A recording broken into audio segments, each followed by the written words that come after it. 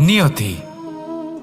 রাধা আমাকে বলে, কৃষ্ণ, যদি তুমি জানো যে নিয়তিতে কি আছে তাহলে তাকে বদলে দাও না কেন?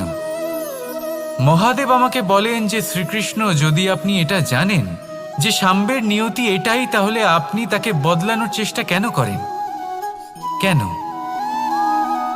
কারণ আমি একজন পিতা, আর পিতার কর্তব্য এটাই, তিনি যেন সম্ভাব্য সব চেষ্টা করেন নিজের সন্তানের মঙ্গলের জন্য। নিয়তি আমি জানি, কিন্তু এটাও আমি জানি যে কর্মের থেকে বড় আর কোনো নিয়তি হতে পারে না। অভিজ্ঞতাও রয়েছে যে কর্মের হাতে নিয়তির এই চক্র বদলে যেতে পারে।